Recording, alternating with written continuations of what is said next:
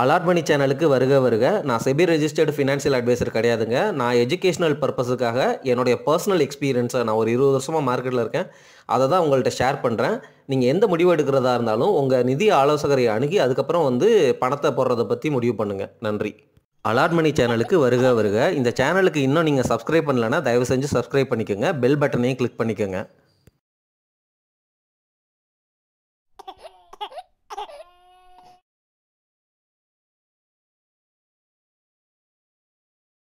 சரி, retail investor எலிப்பொறிக்குள்ளே எப்படி மாட்டுறாங்க அப்படிங்கிற அந்த விஷயத்தை பற்றி பேசிடலாம். நான் சொல்ல வந்தது என்னென்னா, ஆல்ரெடி ஒரு வீடியோ போட்டிருக்கேன், பம்ப் அண்ட் டம்ப் ஸ்கீம் அப்படின்னு. அந்த ஸ்கீம் என்ன அப்படின்னா, ஸ்மால் கேப் ஸ்டாக்கு எல்லா ஸ்டாக்குமே ப்ரொமோட்டர் அல்லது அவருடைய பார்ட்னர்ஸ் அல்லது அவருடைய ரிலேட்டிவ்ஸோ அல்லது அவர் மொரிஷியஸில் ஒரு கம்பெனி மாதிரி செட்டப் பண்ணி அவங்க டிஏஐஸ் அல்லது எஃப்டிஐஸ் அந்த மாதிரி இருப்பாங்க. புரியுதுங்களா? அவங்க எல்லாருமே சேர்த்து 97% அல்லது 95% ஸ்டாக்கை வச்சுருப்பாங்க. 5% ஸ்டாக்கை இவங்களுக்குள்ளே விற்று வாங்கி ஸ்டாக்கோடைய விலையை மேலே ஏற்றுவாங்க. அது செபினாலையும் சரி யாருமே பெருசாக அதை கண்டுக்கவே மாட்டாங்க. ஏன்னா ஸ்மால் கேப் ஸ்டாக்கு எல்லாருமே பெரிய பெரிய பாப்புலரான ஹை க்ரோத்து நல்ல மொமெண்டம் இருக்கிற நல்ல பிஸ்னஸ் இருக்கிற கம்பெனிஸ் பற்றி தான் நியூஸ் வரும். இந்த மாதிரி கம்பெனிஸ்லாம் சைலண்ட்டாக அது பாட்டுக்கு அவங்கவுங்க வேலையை காட்டிகிட்டு இருப்பாங்க. நம்ம இன்வெஸ்டர்ஸ் எல்லாம் போய் அவங்க பம்ப் பண்ணுறப்போ வாங்குவாங்க. விற்கணும்னு நினைச்சாலும் விற்க முடியாது. அவங்க மேலே மேலே மேலே மேலே ஸ்டாக் வேலை கூட்டிகிட்டே போகும். நீங்கள் விற்க ட்ரை பண்ணீங்கன்னா விற்காது, ஆனால் ப்ரைஸ் ஜாஸ்தியாகவே இருக்கும். அப்படிங்கிற மாதிரி பம்ப் அண்ட் டம்ப் ஸ்கீமை பற்றி நான் போட்டுட்டேன் ஆல்ரெடி. சரிங்களா? இப்போ நான் பேச போகிறது வேறு பெர்ஸ்பெக்டிவ், ஆனால் அதோடைய ஒத்த ஒரு கான்செப்ட் தான். என்ன அப்படின்னா, நீங்கள் ஒரு ஸ்டாக் வாங்க போகிறீங்க அப்படின்னா, ஏன்னா நம்மளாம் ரீட்டைல் இன்வெஸ்டர்ஸ் என்ன மாதிரி ஸ்டாக்கை சூஸ் பண்ணணும் அப்படின்னா, ஹை ஃப்ளோட் இருக்கிற ஸ்டாக்கை சூஸ் பண்ணணும். ஹை ஃப்ளோட்னா என்ன? ஒரு ஸ்டாக்கு, அதாவது ஒரு பிஸ்னஸ், ஒரு கம்பெனி அப்படின்னா மொத்தமாக எவ்வளோ ஷேர் இருக்குது அப்படின்னு இருக்கும்ல. உதாரணமாக ஐடிஸ்லாம் போய் பார்த்தீங்கன்னு வச்சுக்கோங்களேன், 300 கோடி 400 கோடி ஆயிரக்கணக்கான கோடி கூட ஷேர் இருக்கலாம். புரியுதுங்களா? பெரிய பெரிய கம்பெனிலாம் கம்பேர் பண்ணி பாருங்கள், மொத்த ஷேர் மார்க்கெட்டில் இருக்கிறது எவ்வளவு அப்படிங்கிறது தான் மேட்ரு. புரியுதுங்களா?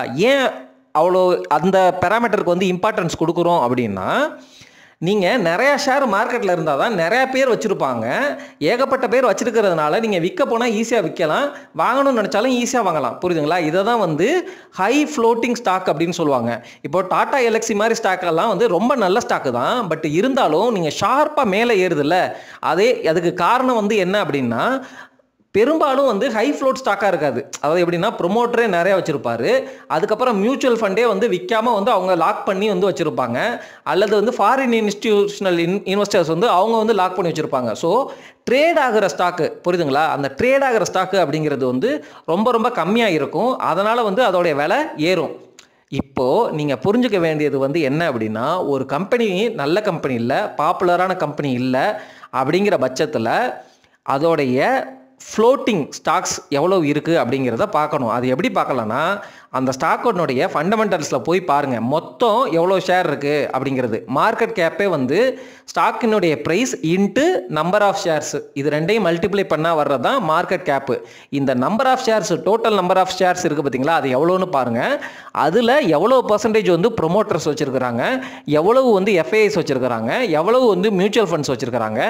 நீங்கள் உங்களுடைய ஈக்விட்டி ஷேர் வாங்கும் பொழுது அந்த டெர்மினலில் பார்த்தாலே தெரிஞ்சிடும் எவ்வளோ வால்யூம் இருக்குது, எவ்வளோ நம்பர் ஆஃப் ஷேர்ஸ் ட்ரேட் ஆகுது அப்படிங்கிறது. அதை ஒரு நல்ல கம்பெனி கூட கம்பேர் பண்ணி பார்த்தீங்கனாலே உங்களுக்கு தெரிஞ்சிடும். இந்த ஹை ஃப்ளோட் இல்லாமல் இருக்கிற லோ ஃப்ளோட் ஸ்டாக் எல்லாமே ரொம்ப ஷார்ப்பாக விலையேறும். புரியுதுங்களா? இப்போது நிஃப்டி இண்டெக்ஸையுமே மேனுப்புலேட் பண்ணுறாங்க அப்படிங்கிற மாதிரிலாம் நியூஸ் வருது. எப்படி மேனுப்புலேட் பண்ணுவாங்கன்னா, இந்த மாதிரி லோ ஃப்ளோட் இருக்கிற ஸ்டாக்கை இந்த மாதிரி எல்ஐசி, இந்த மாதிரி இபிஎஃப்ஓ இவங்கெல்லாம் போயிட்டு கம்மியான ஸ்டாக் வாங்கினாலே அதோடைய விலை ஏறுறதுனால இண்டெக்ஸை கீழே விடாமல் அவங்க மெயின்டைன் பண்ணுவாங்க.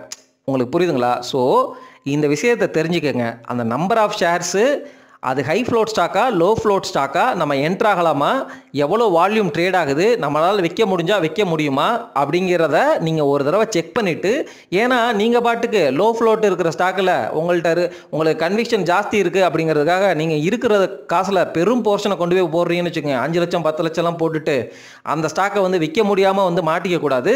ப்ளஸ் மார்க்கெட் வேறு கரெக்ட் ஆகிட்டு இருக்கு. இந்த லோ ஃப்ளோட் ஸ்டாக்லாம் சின்னதாக யாராவது விற்றாலும் இன்னும் ஷார்ப்பாக கரெக்ட் ஆகும். புரியுதுங்களா? அதுக்காக தான் சொல்கிறேன், நீங்கள் இந்த மாதிரி ட்ராப்பில் மாட்டாமல் இருக்கிறதுக்கு அந்த ஸ்டாக்கு லோ ஃப்ளோட் ஸ்டாக்கா ஹை ஃப்ளோட் ஸ்டாக்கா அப்படிங்கிறத செக் பண்ணுறது மூலமாக உங்களுடைய ஸ்டாக் டெசிஷனில் அது வந்து ஹெல்ப்ஃபுல்லாக இருக்கும்னு நான் நம்புகிறேங்க.